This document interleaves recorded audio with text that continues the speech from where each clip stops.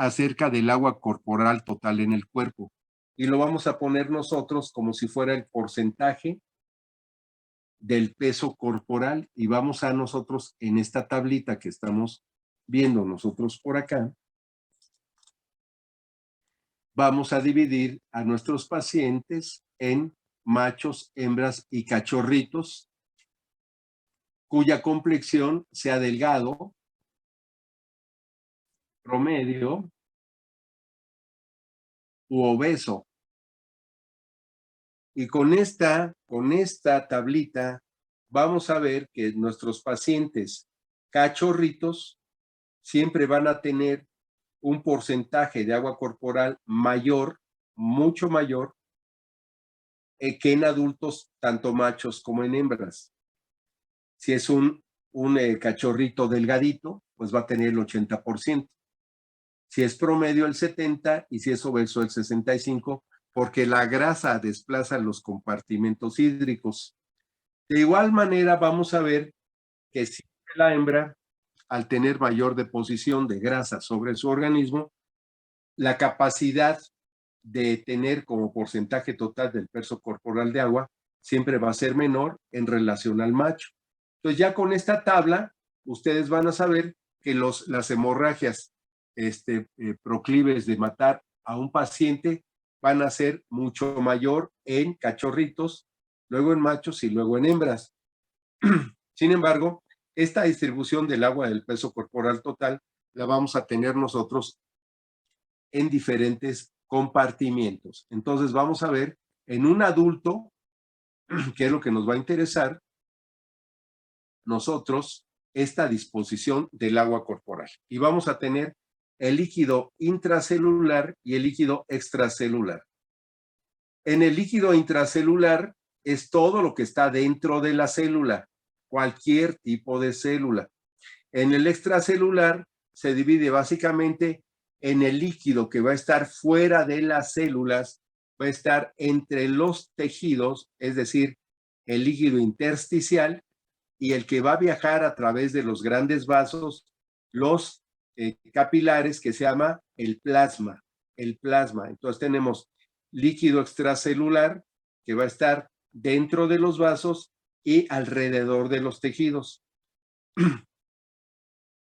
Nosotros, si se acuerdan ustedes, habíamos mencionado un adulto de peso corporal total, refiriéndonos nosotros a esta tablita, estamos refiriendo a este paciente.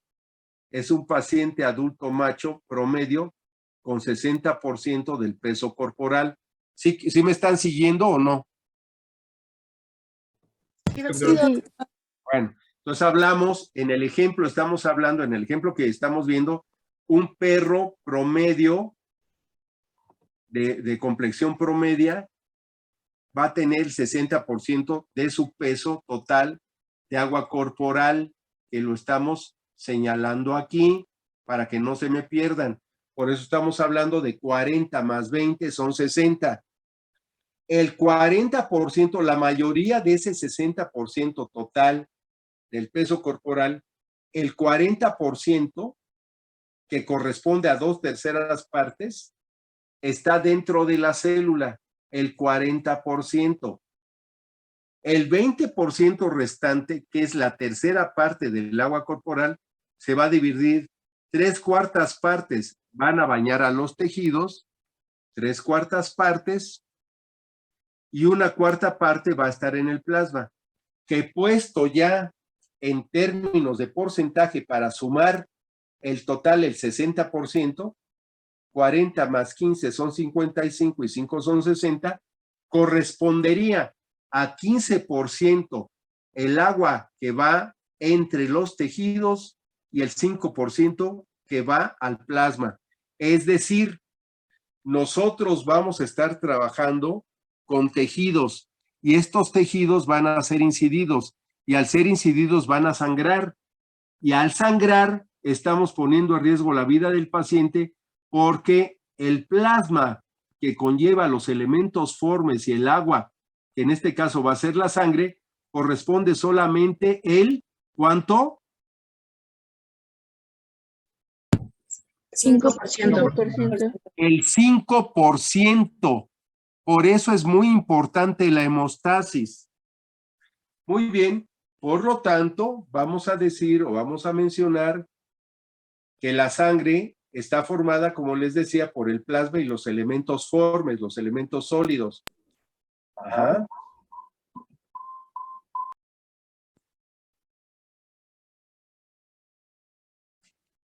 Muy bien. Entonces, ahora, una vez que nosotros sabemos esto, podemos mencionar que ya si nosotros hablamos del 100%, el 100% ya de la sangre, de ese 5% que tenemos del porcentaje total del peso de un animal promedio, de complexión promedia, el 100% de ese 5%, el 100%, 78% es agua como tal, y el 22% son elementos formes, elementos sólidos. Estamos hablando de la degradación de los megacariocitos, que son las plaquetas. Estamos hablando de las células blancas, las células rojas, y dentro del agua van todos los electrolitos. Van los electrolitos, las enzimas, ¿no? Todos estos elementos que viajan a través de la sangre y son los nutrientes, son las enzimas, son los electrolitos, son todo lo que nosotros vamos a hacer de medición cuando hacemos una bioquímica de la sangre.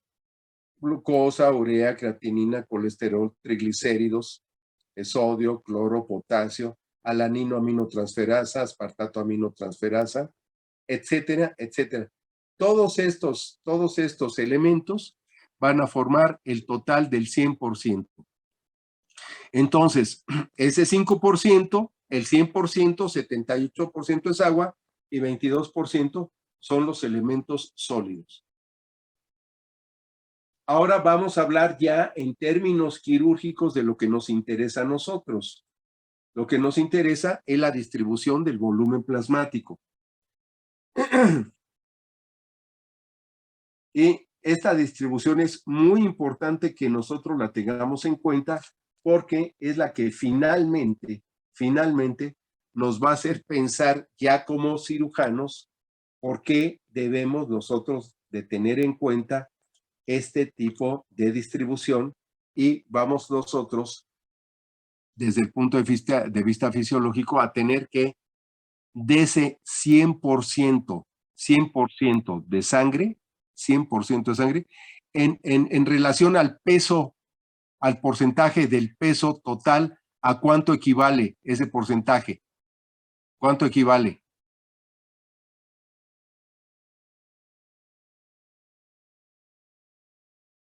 En un animal, a ver, vamos a hacer el ejercicio.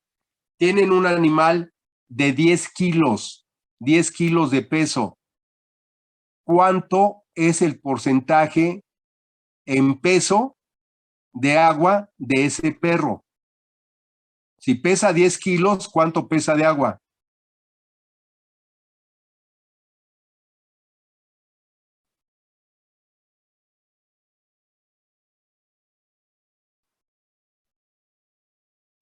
¿60%?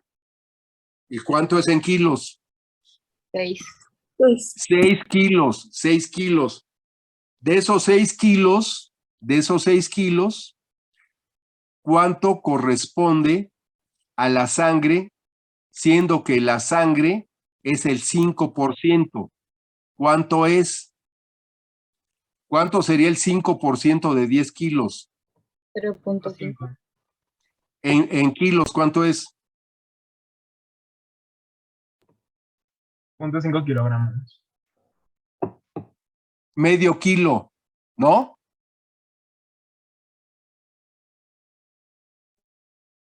¿Sí o no? Es medio kilo. Ese medio kilo es el 100%. Ahora vamos a hacer ese ejercicio. De ese medio kilo, el 10% solamente es arterial. ¿Cuánto es de ese medio kilo?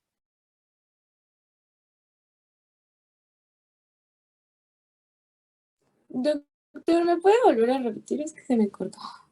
Sí, a ver otra vez. Va el ejercicio. Tienen un perro de 10 kilos. Si es un perro de complexión promedia, donde el 60% del total de ese peso de 10 kilos es agua, ¿a cuántos kilos corresponde de agua de ese perro de 10 kilos? ¿Cuánto pesa en agua? En kilos. Ya habíamos dicho que es, ¿cuánto? 6 kilos. 6 kilos. 6 kilos o 6 litros, por así decirlo, es de agua. Ok. De esos 6 kilos o 6 litros de agua, habíamos mencionado que el 5% de ese 60% es sangre. ¿A cuánto equivale ese 5%? 0.3, ¿no? Sí, pero acuérdense que estamos hablando que de ese 60%, el 40%, no estamos sacando el 5% de 60, sino que lo dividimos. 40% está en el intracelular, 15% es intersticial y 5% de ese 60 es sangre. Entonces, sí, tiene razón, doctora. Son 5 por 6, son 300 mililitros, ¿no? Sí. Sí, son 300, pero ahora si nos vamos en relación. No, está bien, serían 300 si es el 5% de 60. Esos 300 mililitros, el 10%, ¿cuánto sería? 30. 30. Entonces estamos viendo que 30% sería arterial. ¿Cuánto es el 55% de esos 30?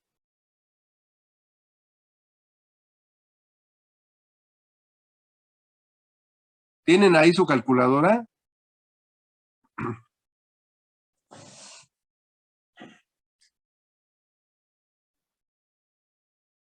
$16.5, doctor. 175 mililitros, ¿no? Y 35% va corazón, pulmón. Sí, bien, Ricardo, 165. ¿Y cuál sería el 35%?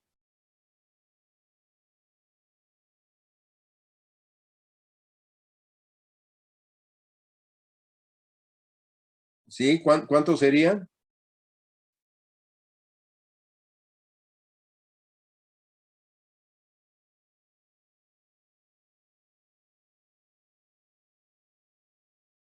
El 55% era lo que era 105, ¿no? 10.5, sí, sí. Sí, 105 mililitros, muy bien, 105. Lo que quiero que sepan ustedes es que la mayor cantidad de esa sangre, de ese 5% que habíamos mencionado, que serían 330 mililitros, ¿no? La mayor cantidad está en las venas, luego están en el corazón, en el pulmón y la red capilar, y finalmente el 10% es sangre arterial, el 10% es sangre arterial. ¿A qué nos lleva todo esto? Nos lleva a las hemorragias y vamos a ver por qué. Va a haber una resistencia al flujo venoso con una captancia retrógrada. ¿Qué quiere decir? ¿Ustedes pueden ver las venas o no? Véanse sus manos, vean en este momento el dorso de sus manos. ¿Ven venas ahí abajo de la piel? Depende de la especie, ¿no? Bueno. Estamos Si hablando de... sí, estamos hablando de arterias y venas. Olvídense de la especie. ¿Las venas se ven o no se ven? Sí. Sí, doctor. ¿Las arterias las ven o no las ven? No. No. No. Muy bien. Una pregunta muy fácil. ¿Por qué se ven las venas? Porque hay una captancia retrógrada. ¿Debido a qué? A válvulas que van almacenando la sangre de la red capilar hacia el corazón para ser oxigenada, por así decirlo. Entonces, estas válvulas venosas van haciendo que la sangre se vaya captando ahí, por eso se llama captancia retrógrada. Y entonces vamos a tener un mayor volumen en el vaso con una menor presión, porque la presión va a estar dada como una fila india, como una fila para las tortillas o para el cine. Conforme van comprando los boletos, los de adelante, la fila va avanzando. Así avanza la sangre hacia el corazón. ¿Sí queda claro este ejemplo? Sí. Sí. Sí, doctor. Por eso hay una resistencia al flujo y hay una captancia retrógrada, aumentando el volumen y disminuyendo la presión. Ahora vamos a ver la resistencia al flujo arterial. Aquí es al revés. Aquí es al revés. Nosotros vamos a tener una resistencia anterógrada teniendo una mayor presión, pero un menor volumen. Por eso no van a ver ustedes las arterias. Las arterias tienen una onda pulsátil que la llena y la vacía, la llena y la vacía, la llena y la vacía, la llena y la vacía, la llena y la vacía. Es decir, que va pasando la sangre pulsadamente y va de acuerdo a la sístole cardíaca, donde se llena el vaso, y luego la diástole, donde se cierra. Sístole, diástole, sístole, diástole, sístole, diástole. Entonces, vamos teniendo nosotros que hay una resistencia anterógrada donde aumenta la presión, pero disminuye el volumen. Todo esto, ¿por qué es importante en cirugía? Porque la mayor preocupación que el cirujano debe tener es de hemorragias no tanto capilares o venosas, sino hemorragias ¿de qué tipo? ¿Arteriales? Arteriales. Las hemorragias arteriales que no son tratadas como emergencias van a producir la muerte. ¿Ven ahora la importancia de las hemorragias? Sí. Tenemos como cirujanos, tenemos muy poquito margen de error, porque si no ligamos bien una arteria, ese paciente se va a morir, porque es muy poquito el volumen de sangre arterial que nosotros tenemos para mantener la vida de un paciente. Hablamos también en términos no nada más quirúrgicos, sino en términos clínicos, porque nosotros como cirujanos, antes que nada, antes de ser artesanos, dentro de lo que el cirujano debe ser, que ya habíamos visto de este Chauliac, Guy de Chauliac, habíamos mencionado ahí por el siglo, creo que es el siglo XIV o siglo XV, habíamos mencionado que el cirujano, antes de ser un buen artesano, debe ser un buen ¿qué?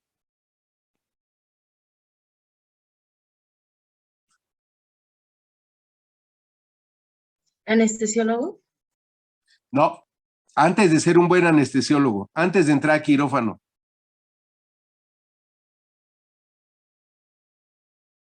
¿El cirujano nada más es cirujano y ya? ¿Un médico?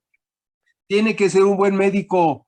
No puede haber cirujano, bien Valeria, no puede haber un buen cirujano si no es un buen médico.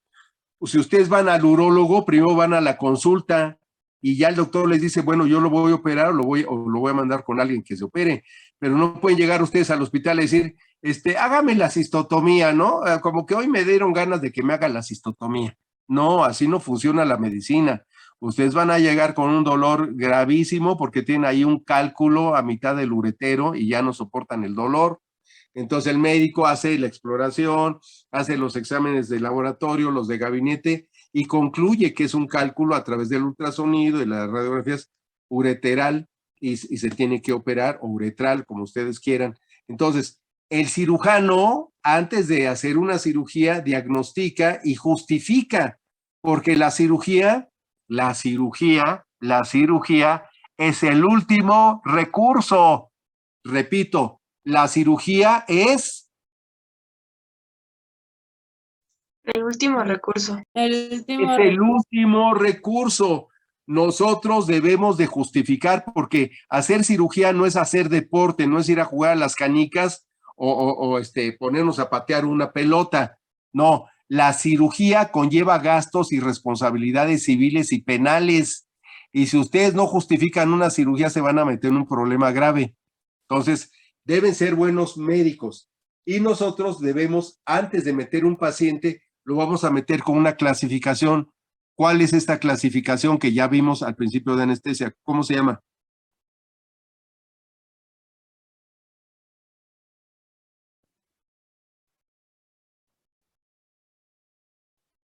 ¿Es la clasificación ASA? La clasificación ASA, punto de más, muy bien. Con esa clasificación nosotros podemos decir es ASA 1, ASA 2, hasta el ASA 5. Aquí nosotros tenemos algunos elementos respecto al agua del cuerpo, mencionando que tenemos deshidrataciones que van del 4 al 15%, donde los animales pueden estar teniendo un grado de deshidratación leve, moderada, severa o choque. Por eso es importante también de que el paciente se vea en su conjunto. No pueden ser cirujanos a abstraerse solamente a ser artesanos. Tienen que ser médicos. Por lo tanto, la pérdida de sangre es una emergencia. La pérdida de sangre es una emergencia. Y nosotros debemos de saber que el organismo tiene mecanismos compensatorios, pero no nos podemos guiar o no nos podemos nosotros recargar sobre esos mecanismos compensatorios. Y nosotros debemos tener en cuenta algunos aspectos de coagulación, que es la modificación del estado líquido de la sangre a un estado de gel, y debemos de considerar que dentro de las 3 proteínas de la sangre, ¿cuáles son las 3 proteínas de la sangre? Albúmina, Bien, globulina, bien, y, y, y, y, fibrina. fibrina no, es fibrinógeno. Es albúmina, globulina y fibrinógeno. Esas son las 3 proteínas de la sangre. Esas son las 3. Cuando nosotros hacemos una bioquímica de la sangre, la tomamos en un tubo de color. ¿De qué color? ¿Quién me dice de qué color es el tubo, el Vacutainer? Rojo. Rojo, muy bien, porque ese rojo no tiene anticoagulante. ¿Y qué le sucede a la sangre que tomamos? ¿Cuál es la proteína, la primer proteína que se aísla, que no podemos ya medir porque esa se utiliza? ¿Cómo se llama esa proteína? La fibrina, que es la que hace el coágulo. La fibrina ya es el coágulo, es el paso del estado líquido del fibrinógeno a un estado de gel de fibrina. ¿Quedó claro? Sí. Sí, doctor. Sí, entonces cuando mandamos a hacer una bioquímica de la sangre, el aparato nos va a medir siempre albúmina, no nos mide globulina. De las proteínas totales que nosotros tenemos, si nosotros tenemos, por ejemplo, vamos a hacer un ejemplo, tenemos nosotros proteínas totales 70, donde la albúmina la vamos a tener en 40. ¿Cuánto sería la globulina?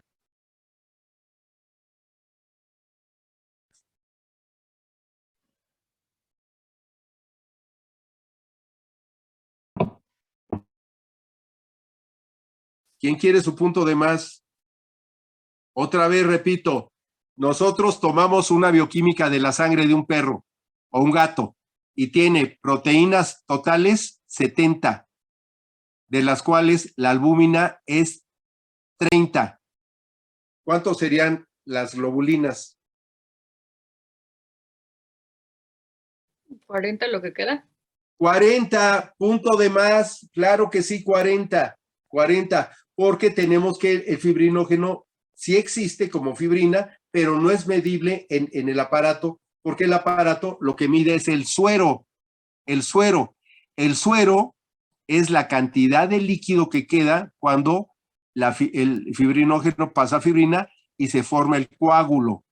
Cuando centrifugamos nosotros, queda esta parte líquida, que es el suero. Nosotros hacemos la medición de la bioquímica en el suero.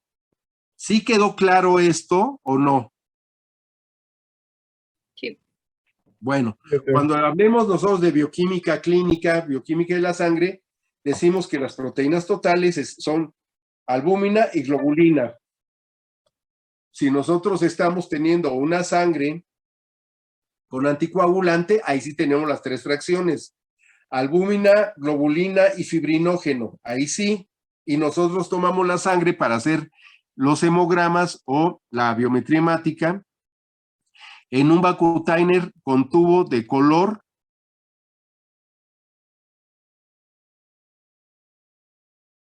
Doctor, perdón, ¿qué preguntó? Es que se cortó un poquito. Cuando nosotros tenemos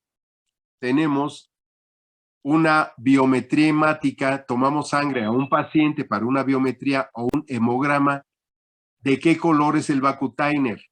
EDTA La lila. baja. De color Rosa, morado, ¿no? Fernanda. Se llama, sí, está bien, Fernanda. El color, EDTA. sí, tiene etilendiamino tetracético, sí, muy bien. Pero el color es color lavanda. Así lo van a encontrar, color lavanda. Pero es un morado o violeta o lila, como quieran, ¿sí? Si no somos daltónicos, es de un color moradito, pero el nombre comercial es color lavanda. Cuando van a hacer un pedido con el proveedor, le dicen, quiero una caja de tubos de color lavanda, una de color verde, una de color rojo, una de color azul para las pruebas de coagulación, ¿sí? Una de color verde que tiene parina, una de color rojo que no tiene coagulante, y una de color lavanda que tiene etilendiamino tetracético. Muy bien, este es como breviario cultural. Y vamos a ver rápidamente, ya lo vieron en fisiología, pero vamos a ver los mecanismos de hemostasis. Cuando nosotros lesionamos un vaso a través de un corte o a través de un traumatismo, vamos a tener una vasoconstricción periférica y vamos a tener de inmediato una migración de plaquetas para formar lo que se denomina un trombo blanco.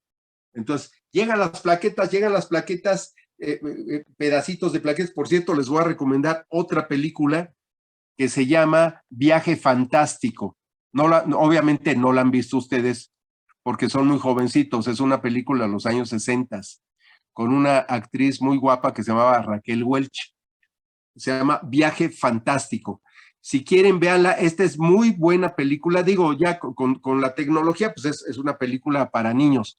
Pero es una película extraordinaria porque narra el viaje de un submarino que lo han miniaturizado a tal grado que es del tamaño como de una macroplaqueta y lo introducen en la sangre de una persona. Entonces, esta película trata del viaje del submarino sobre la red capilar venosa y arterial para disolver un coágulo que está en el cerebro.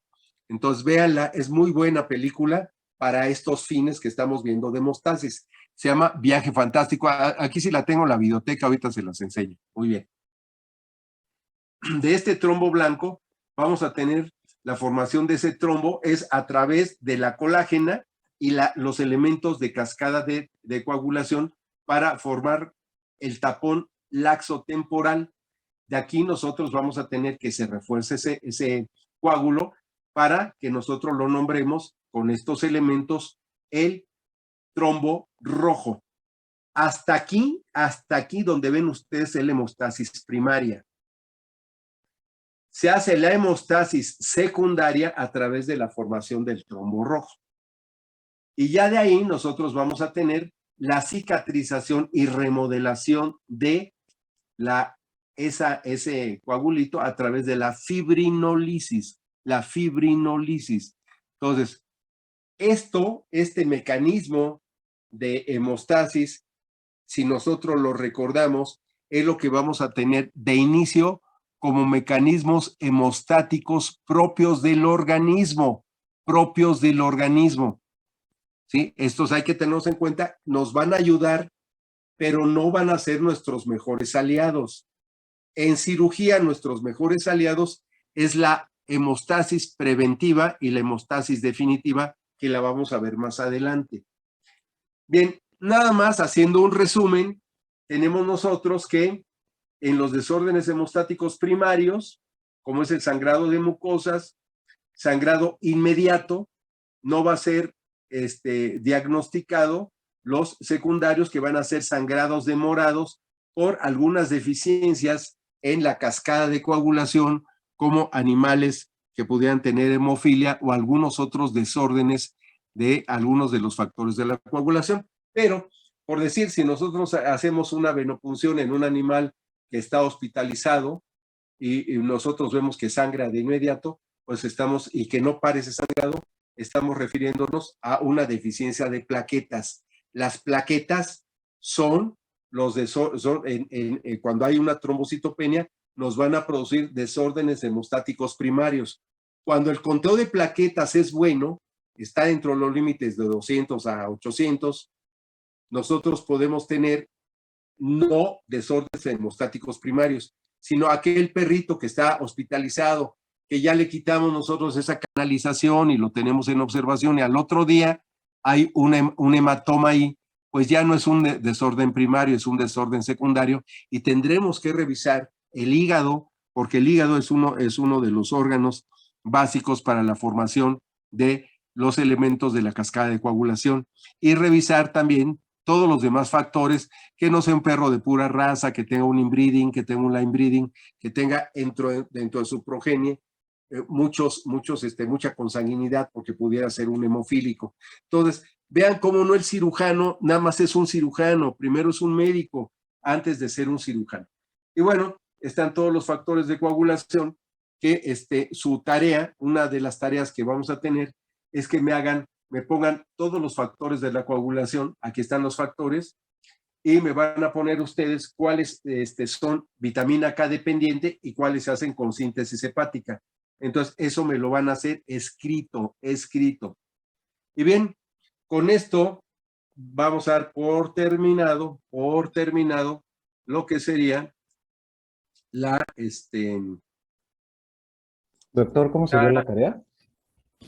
La tarea, Paquito, va a ser que le pongan todos los factores de la coagulación, todos los factores de coagulación, y luego la tarea, la segunda hoja va a ser cuáles son vitamina K dependientes y cuáles se hacen por síntesis hepática.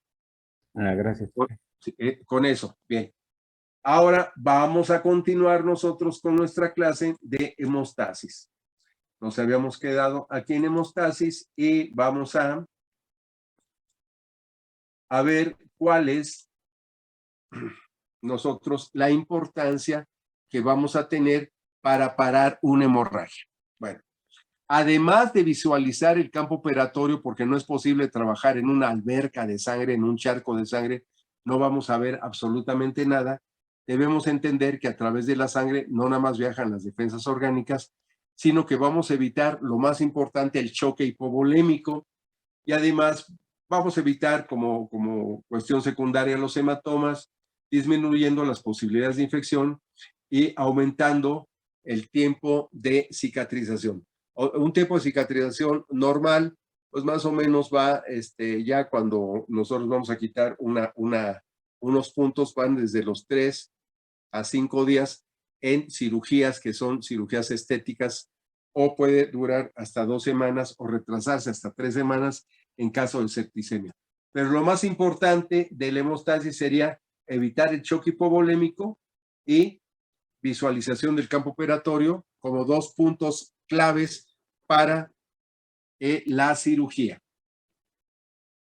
Continuamos y vamos a ver que la hemorragia, su clasificación, de acuerdo al lugar donde ocurren, pueden ser hemorragias internas o externas. ¿Quién me puede dar un ejemplo de hemorragia interna? A ver, Paquito, de los que no han participado, por favor, si fuera tan amable. Jessica Gutiérrez. Jessica, hemorragia interna. Una intestinal. Hemorragia intestinal, muy bien, punto de más. Otra persona que me diga hemorragia externa, Paquito. Lisette Serrano. Lisette, una hemorragia externa. Deme un ejemplo.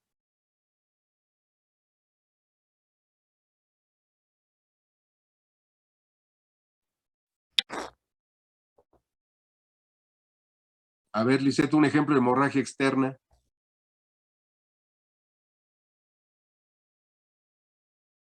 Cuando sale de la nariz una epistaxis o de la boca una hemoptisis, muy bien, punto de más.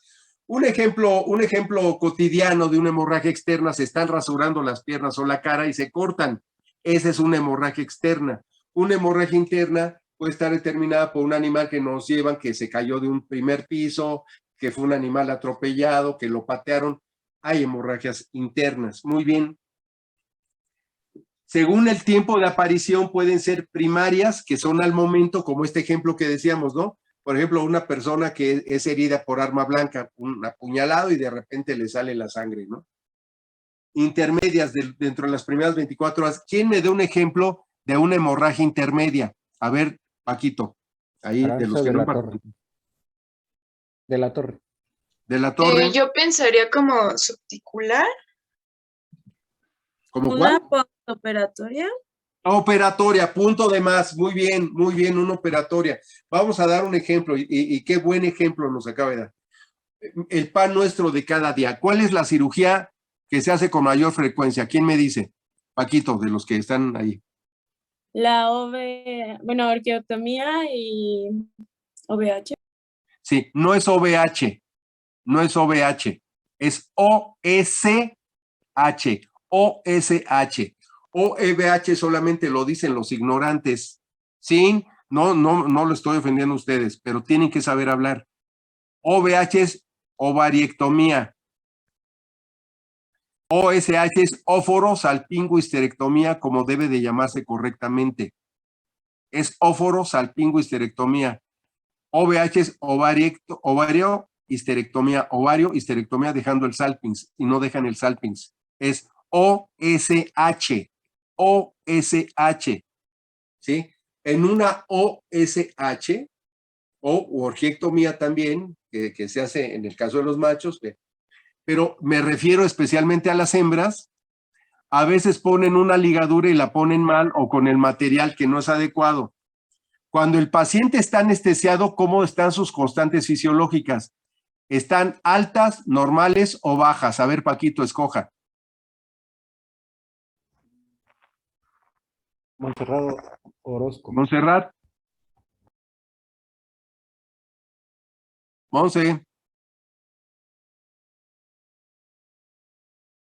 ¿Está Montserrat?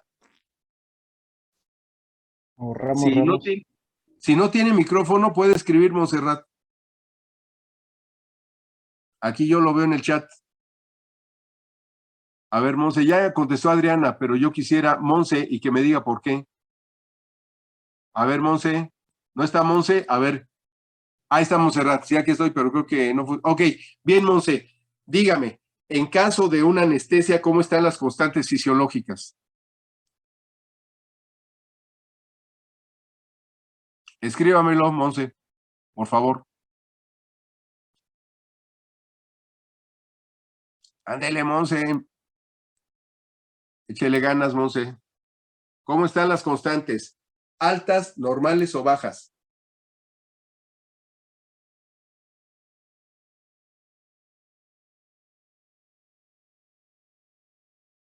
Muy bien, Monse, están bajas. Miren, les voy a explicar por qué están bajas. Pues están bajas porque un animal anestesiado, su frecuencia cardíaca baja, su frecuencia respiratoria baja. Al bajar su frecuencia cardíaca, la sangre que circula a través de las arterias y venas es en un menor volumen, pero también con una menor fuerza por el efecto de la anestesia. Si ustedes ponen una ligadura y no la aprietan, cuando este paciente resucita, cuando recupera las funciones, ¿qué va a pasar con estas frecuencias? ¿Van a aumentar, cierto o no? Sí. Claro.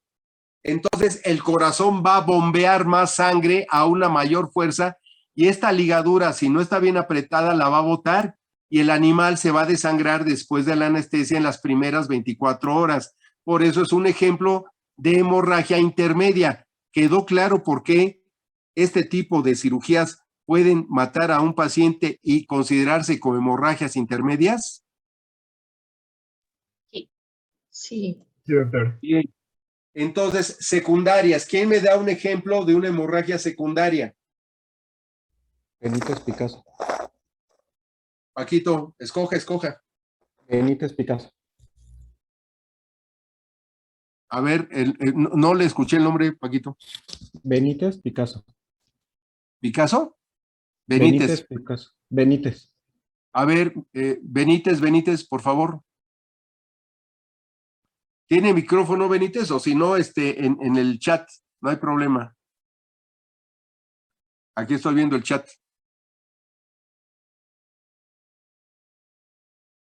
Tienen que participar todos porque si no, no van a pasar, compañeros. ¿Cuál es el nombre de pila de Benítez? Ah, Estefanía. Estefanía. A ver, Estefanía. A ver, ¿otra persona? ¿O A ver, otra persona. ya respondió? Ah, ya respondió. A ver, espérenme, déjenme ver. Déjenme pasar por acá. A ver, Benítez.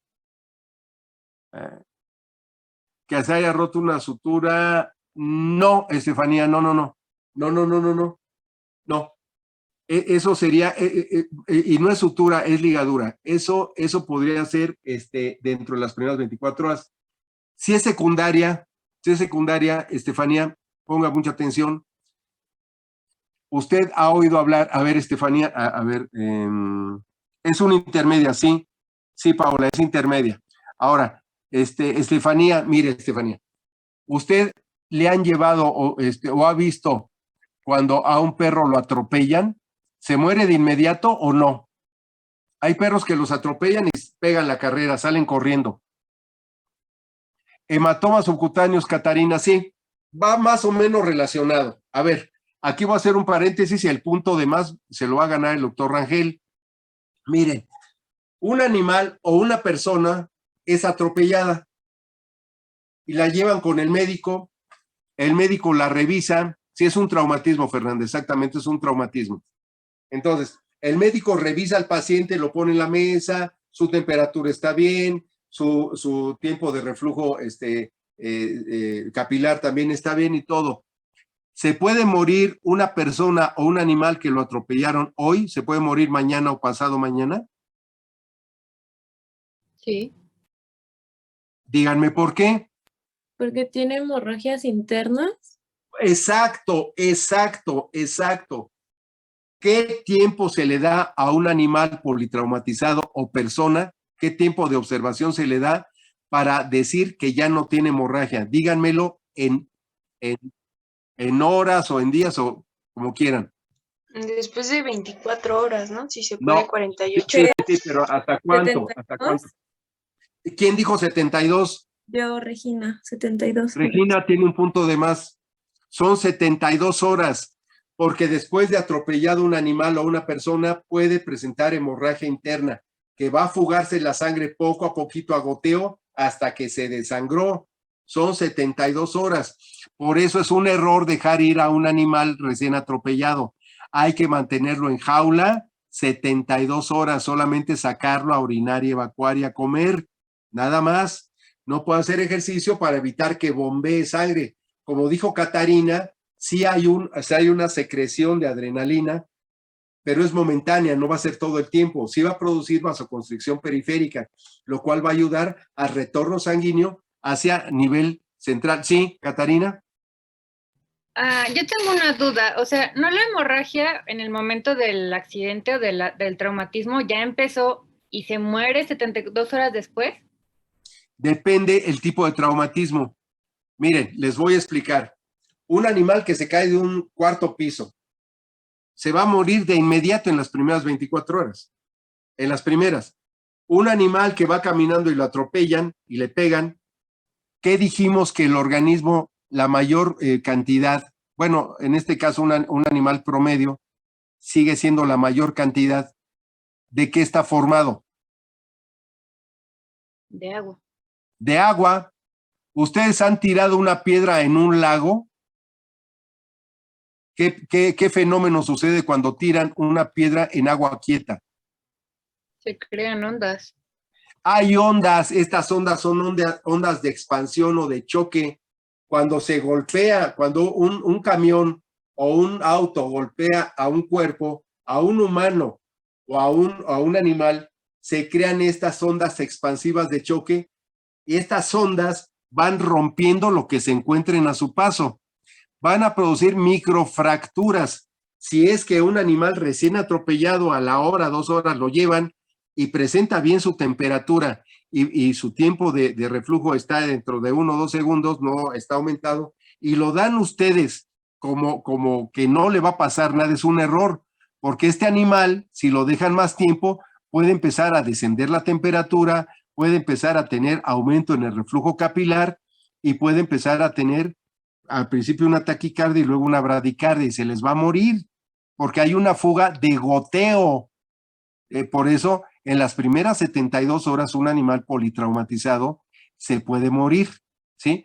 Y esta hemorragia puede ser copiosa o incipiente, empezar después de las 24 horas. ¿Me explico? ¿Por qué se clasifica esta hemorragia después de 24 horas? O sea, se puede morir, después de las 24 horas. Los pueden tener ustedes en casa y al otro día llegan con el animal más grave y se muere. Y les van a reclamar, les van a decir, oiga, yo se lo traje atropellado. No, pues yo lo vi bien. No, pues tu obligación es tenerlo en jaula.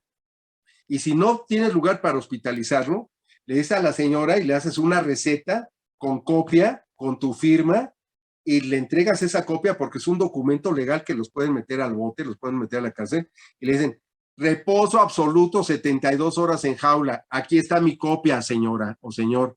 Aquí está mi copia. Usted tiene su original. Aquí está mi copia que me protege de la decisión que yo tomé. Ah, es que no tiene nada, lo atropellaron y se echó a correr. Pues sí, se echó a correr porque la adrenalina hace que ese animal se ponga en resguardo por sí solo. ¿Cuántos animales callejeros los atropellan y no se mueven? No comen 1, 2, 3 días y al cuarto o quinto día ya se levantan y empiezan a hacer su vida normal. Pues son animales atropellados que se van abajo de un árbol o se van a una cueva o se van en un lado y no se mueven. O se mueren o viven y son de la calle y no tienen médico de cabecera, no tienen a su clínico ahí, ni van a la farmacia, oiga, no tengo médico, no sé, pues deme vitamina K, no tienen nada y comen lo que pueden. Entonces, hay que considerar dentro de la clasificación de hemorragias, estas hemorragias secundarias por golpe que no necesariamente son quirúrgicas. ¿Sí me expliqué?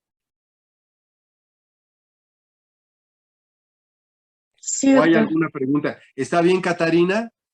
Sí, ya. ¿Alguna duda? Sí, bueno, continuamos. Según la naturaleza del vaso, pueden ser arteriales, venosas o capilares. ¿Cuáles son las más importantes? Las Arteriales.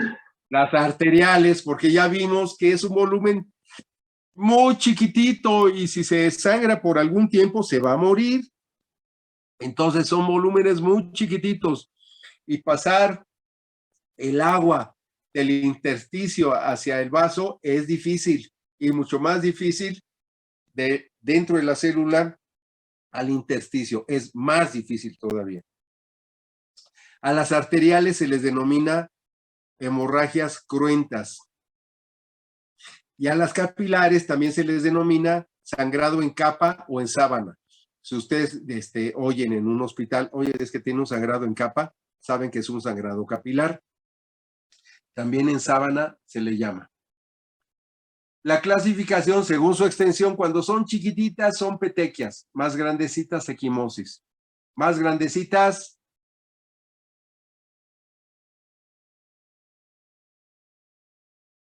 Paquito, ahí tiene su lista, ¿eh?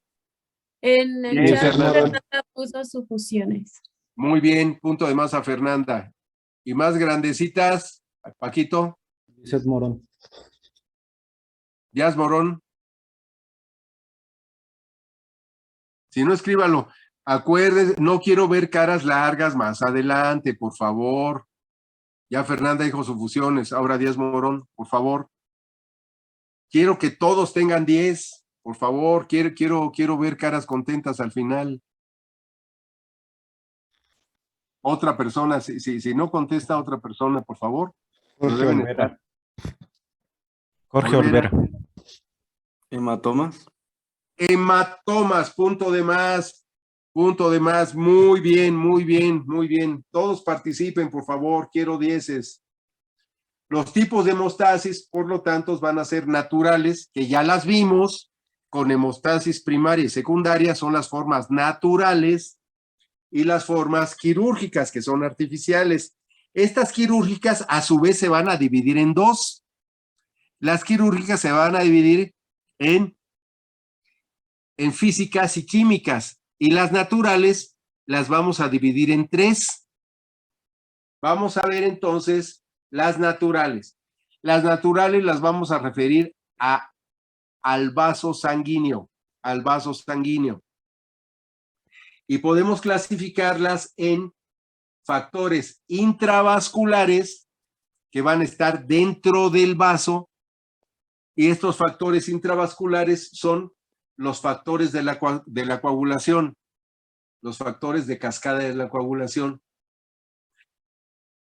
No nada más los factores de la cascada de coagulación, sino que vamos a tener todos los elementos formes también de la sangre. Las vasculares, que son el enrollamiento interno y retracción de la capa íntima vascular. ¿Ustedes han mascado chicle? ¿Todos han mascado chicle? Sí. Sí. ¿Qué sucede cuando tienen el chicle entre sus dientes y con el otro lado, entre los dedos, el índice y el pulgar de su mano derecha, lo jalan? ¿Qué pasa cuando el chicle se revienta? ¿Qué le pasa a las puntas?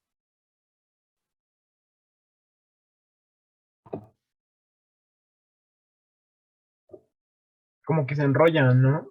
Se enrollan, las puntas se enrollan. Es exactamente lo que le pasa a la capa del vaso que se llama íntima vascular. Se enrolla. Este es un mecanismo propio del cuerpo que sirve para proteger que ese vaso no siga sangrando.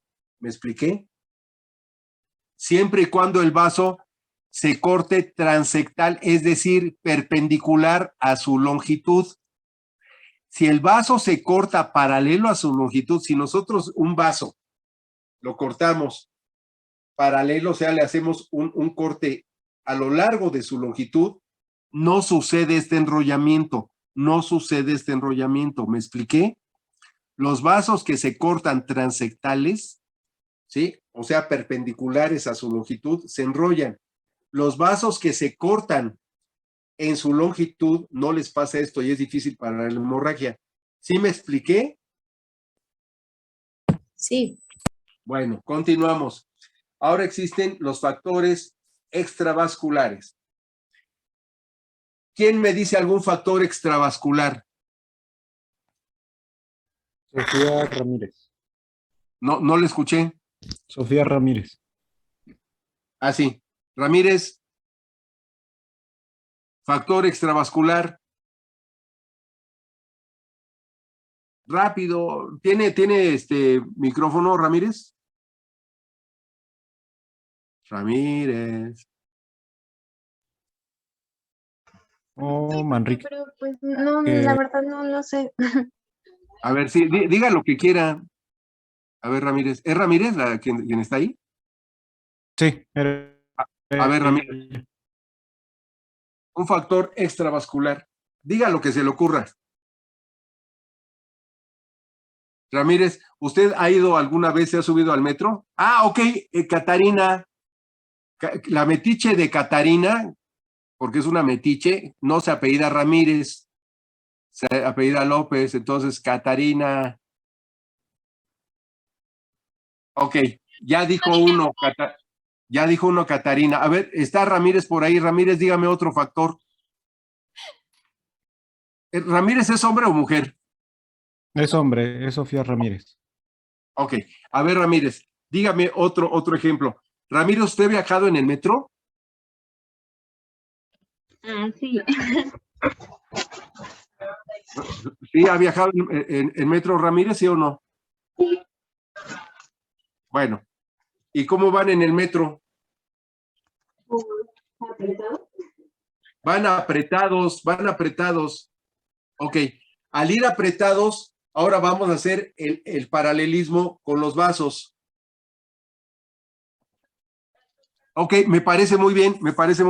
Aquí vamos a rescatar lo que dice Aranza. ¿Qué les parece si empezamos a respetar a los compañeros que tienen poquitas preguntas? Sí, muy bien, Paola, muy bien, Aranza. Sí, yo les pido, por favor, yo sé que tienen ganas de participar y no es un defecto, ¿eh? No se sientan apenados, Catarina y todo, de que sean metiches. Está bien, porque yo estoy de acuerdo y a mí me hacen sentir bien, porque veo que no me paré en balde y que están todos atentos. Miren, vamos a darles un minuto para que contesten. Ya si no, bueno, se van como lobos encima de la presa. Pero ahorita sí me interesa que todos tengan puntos de más, porque yo no quiero llegar al final del semestre que haya reprobados. Y la única forma de poder estampar una calificación es tener que ustedes participen. Entonces, ayúdenme, por favor, échenme la mano. Entonces, a ver, ya habíamos mencionado aquí, Ramírez ya dijo que, ya había dicho Ramírez que sí había entrado al metro y están aplastados. Hago un paralelismo, Ramírez. ¿Los vasos sanguíneos están solitos en el universo o están relacionados con otras cosas esos vasos sanguíneos? Aunque le dé penita a Jessica, no hay problema. A ver, Ramírez. ¿El vaso está solo o está correlacionado con otras cosas, Ramírez? Pues yo diría que está relacionado con todo lo que está dentro del... Está relacionado con tejidos, entonces tejidos circundantes. Cuando un vaso ya no ocupa un lugar en el espacio, los tejidos se aplastan, como en el metro. Cuando alguien sale para la estación, los demás aplastan el lugar, no dejan espacio. Entonces, es lo que pasa. Y obviamente las descargas adrenérgicas que ya está Catarina amablemente nos dijo. Muy bien. Continuamos. ¿Sí? ¿Quién gritó por ahí? A ver, diga nombre. Catarina, pero no fui yo, Doc. Yo creo que alguien más fue para que le ponga su participación. No fui yo. Ah, no fue usted. Entonces Paquito ha de estar atento por ahí para poner calificaciones. Entonces, el mecanismo va a ser como sigue. Hago una pregunta y Paco de inmediato dice quién le falta. ¿Y les parece? Y así respetamos un minuto para que conteste. ¿Les parece?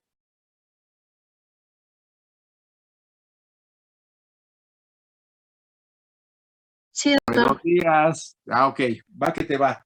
Vámonos entonces con la hemostasis quirúrgica. Muy bien, Valeria. Hemostasis quirúrgica. Tenemos el control de la hemorragia. Puede ser preventiva, temporal o definitiva. Preventiva, como el torniquete o las pinzas de bulldog. ¿Cuáles son las pinzas de bulldog? Son unas pincitas atraumáticas que nada más al momento de cerrar van a producir un pellizquito para cerrar un vaso, en este caso una arteria. Vamos a poner un ejemplo. Vamos a abrir el riñón para sacar un cálculo de la pelvis renal. Entonces, yo pongo en la arteria renal esta pincita de bulldog que va a ser una hemostasis preventiva. Voy a abrir a forma de cotiledones el riñón, saco el cálculo, hago mis suturas y suelto la pinza de bulldog para que haya perfusión sobre el riñón. O un torniquete, cuando va a hacer una amputación, pongo el torniquete en forma preventiva para que no haya hemorragia, hago la amputación y luego termino mi cirugía. ¿Quedó claro este control de hemorragias preventivas? Sí. Sí, doctor. Correcto. Control temporal. Voy a pinzar. Yo hago mi abordaje por la línea media. De repente veo un vaso sanguíneo, como por ejemplo, si hago parapeniana, voy a ligar la dorsal del pene. Entonces, pongo una pinza de un lado, otra de otro lado, corto, y ya ahí hice una hemostasis de tipo temporal. Sin embargo, no puedo dejar las pinzas ahí. ¿Qué tengo que hacer después? Una hemostasis quirúrgica definitiva, que ya es propiamente la ligadura. Son las ligaduras. ¿Quedó claro entonces cómo se hace el control de una hemorragia? Sí, doctor. Una pregunta, ¿no tendrá un video o algo para ver bien las diferencias entre cada una? No lo tengo, pero ¿ustedes han visto un corte de cola? ¿Cómo se pone una ligadura? Sí, Ah, sí. Sí. ¿Han visto cómo se pinza un vaso sanguíneo? sí. Y bueno, vamos a ver aquí ligados. Miren, no se me angustien. No cuento con material de video. Vamos a hacer lo siguiente. Cuando ya empiecen las cirugías, tengo material extraordinario y vamos a ver cómo se liga. Entonces, no se me angustien. Cuando lleguemos a cirugías, todo esto lo vamos a ver. ¿Sí? Qué bueno que tengan inquietudes y celebro que tengan esas inquietudes, porque veo que estamos todos despiertos y bien. Ok, vamos a continuar. La hemostasis quirúrgica, habíamos dicho que se divide en métodos ¿qué y qué? Paquito. Mónica Aguilar. Mónica, métodos.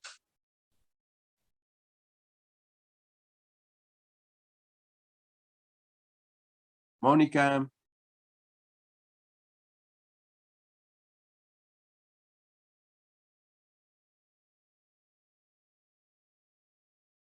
Paso a la siguiente, Doc. La siguiente, ¿quién? Paola Carrillo. Paola. Métodos. Diga lo que sea.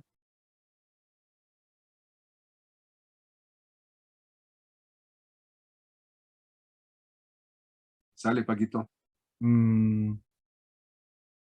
Manrique Arias. Manrique. Aquí estoy, es físicos y químicos. Eso, bien. Es más, tiene 2 puntos de más porque dijo físicos y dijo químicos. Tiene 2 puntos de más. Muy bien. Ahora vamos a ver los métodos físicos para hacer hemostasis quirúrgica. Habíamos mencionado de las señoritas o de los hombres, cuando se rasuran, tenemos una hemorragia de tipo ¿qué? ¿Externa? Aquí. Externa, y es una hemorragia de acuerdo al tipo de aparición. ¿Inmediata? Primaria. ¿Sí? Bueno. ¿Qué hacen cuando le sale sangre? ¿Qué hacen? ¿Cuál es la primera reacción? Antes de desmayarse. ¿Limpiarnos? Limpiar. Limpiar. Sí, pero ¿cuál es su primera reacción como animales racionales? ¿Qué hacen cuando ven que en la barba o en la pierna le sale sangre? ¿Qué hacen con la mano? Poner la mano para evitar. Ponen toda la mano. Muy bien, Fernanda tiene un punto de más. Ponen el dedo. Ponen el dedo. Es una compresión digital. Ponen la yema del dedo en donde está el sangrado. Es una compresión digital. Yo sé que es un tema escabroso, pero nos corresponde porque somos médicos veterinarios. Cuando se hacen las corridas de toros, que pueden o no estar de acuerdo, pero vamos a poner el ejemplo, de repente el toro, con el diamante del cuerno, ¡zas!, le da en la femoral al torero. Entonces empieza como un chorro de sangre, así como la fuente a sangrar. Sí, el doctor Bayón, ahí de la Plaza de Toros, por cierto, hace un tiempo falleció el doctor Aja, Santiago Aja, que era también el profesor de la Facultad de Anatomía, y era médico de la Plaza. Todavía tenemos otro gran médico que fue profesor mío el primer semestre que yo entré en el 73, el doctor Gustavo García de la Peña, que sigue siendo médico de ahí, médico veterinario de la Plaza de Toros, de ahí de Insurgentes. Muy bien. Pero los médicos cirujanos, cuando un torero le dan en la femoral, ¿qué hace para parar la hemorragia? Ahí está, luego le entró al triángulo de Scarpa, al triángulo femoral, y ahí se ve la arteria como si fuera una manguera. ¿Qué hacen los médicos? Amarran, no sé, un trapo o lo que está No la tiene mano nada, rápida. no tiene nada. Van cargando al torero en la Plaza de Toros, ¿y qué le hacen al vaso? ¿Lo cubren con las manos? No. Con los dedos intentan. Con los dedos. Quien dijo con los dedos tiene un punto de más. Compresión, dígito, digital.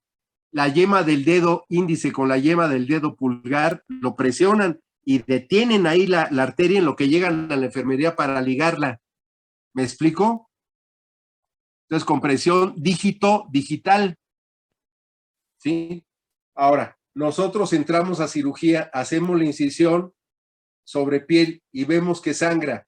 ¿Qué hacemos? Es un sangradito pequeño, no es profuso. ¿Qué se hace ahí?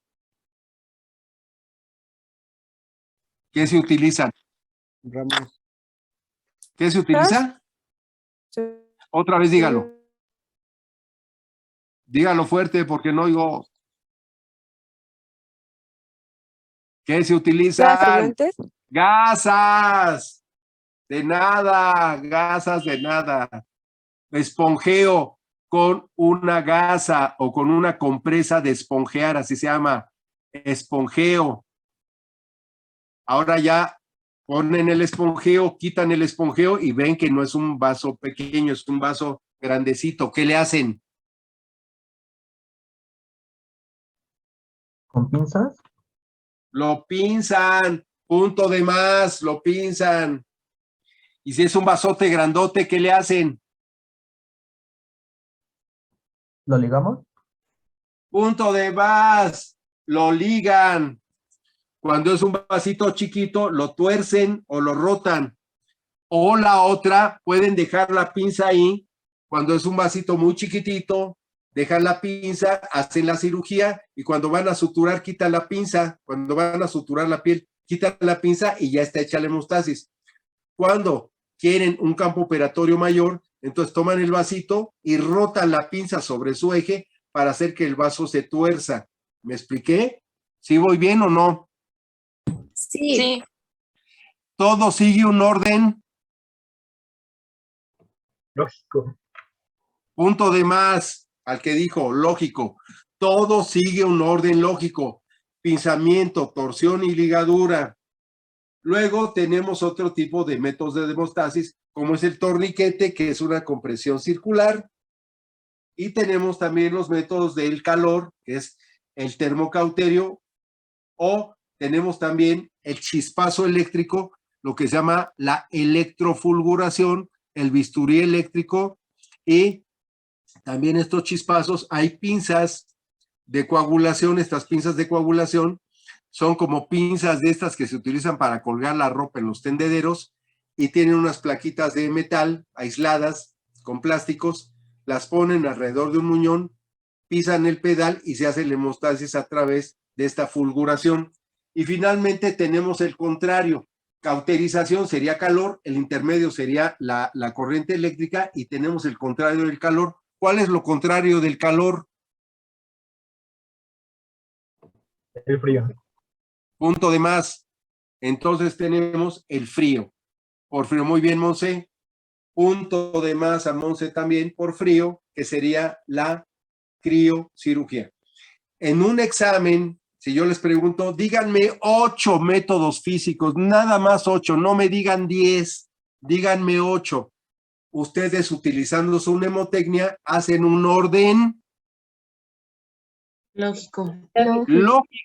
lógico, ¿sí? Cuando dicen hemorragia y tengo que hacer la hemostasis, ¿cómo hago la hemostasis? A ver, empiezo de forma primitiva. Si me corto, ¿yo qué hago? Pongo el dedito. Y así se van descartando hasta el número 8. ¿Me explico? O díganme 5. Pues tienen ustedes 10, ¿sí? Nada más van a decir 5. Entonces pueden utilizar el calor, el intermedio o el frío. El intermedio es la chispa eléctrica, ¿no? Entonces, todo esto debe seguir un orden lógico que también como cirujanos deben de tener un orden lógico para hacer las cosas.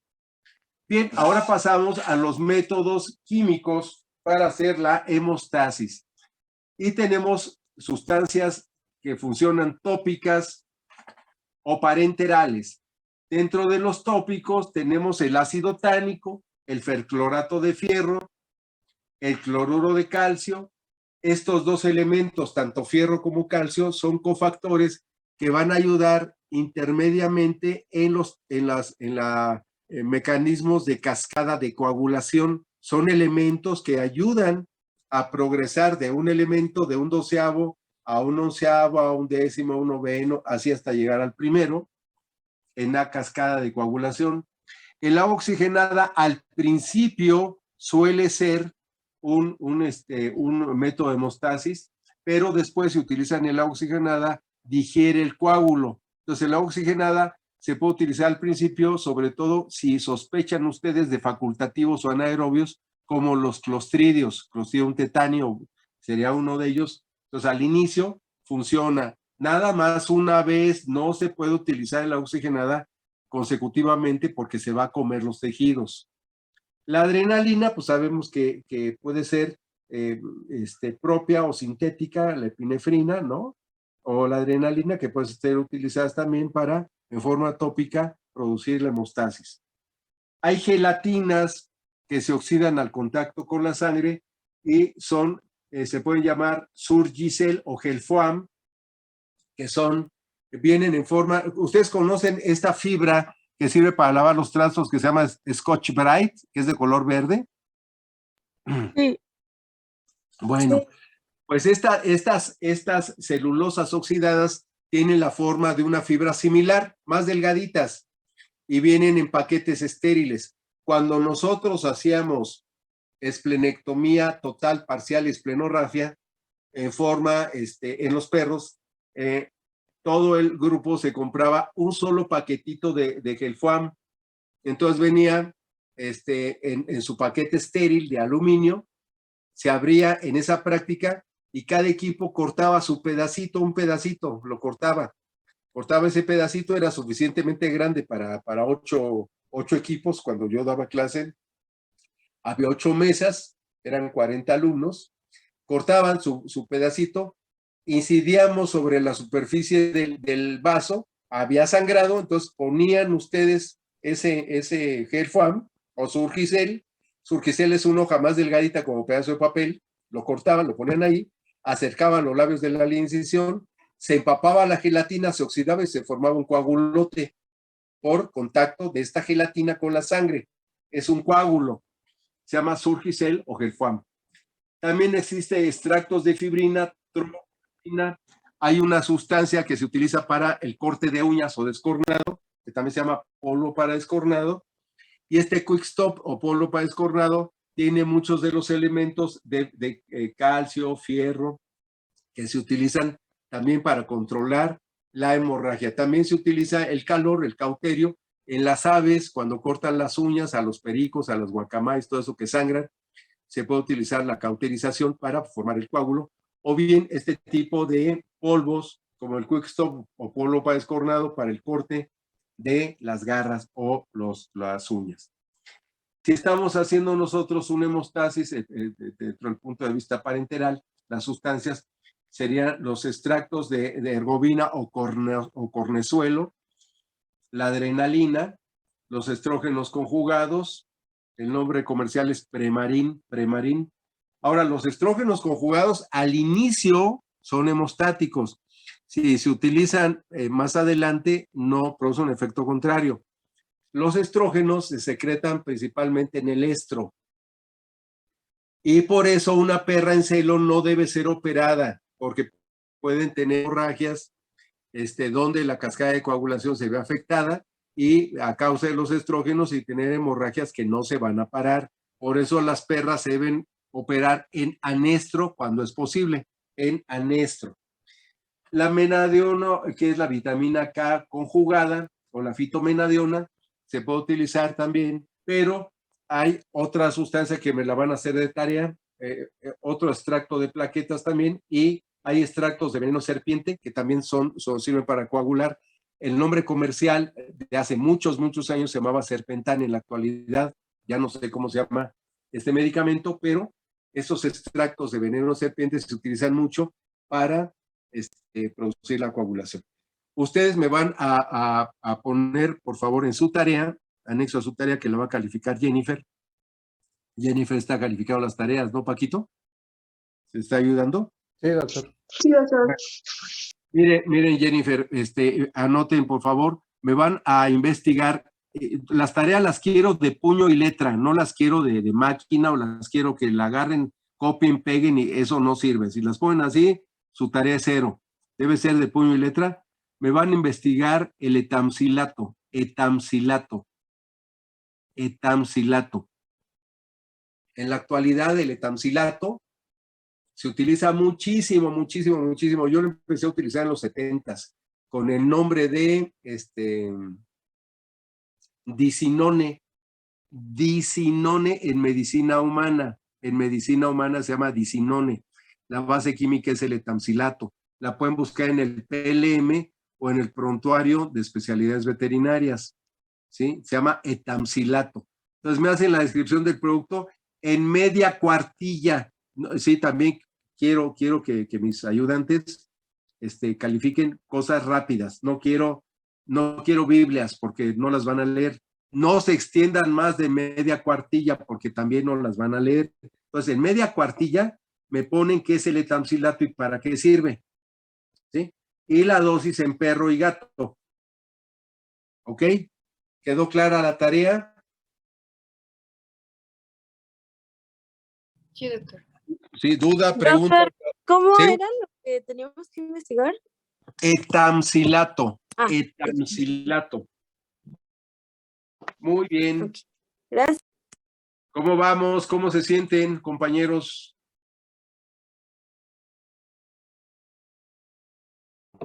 Bien, doctor. Bien, doctor. Qué bueno, me da gusto. Ok. Vámonos ahora con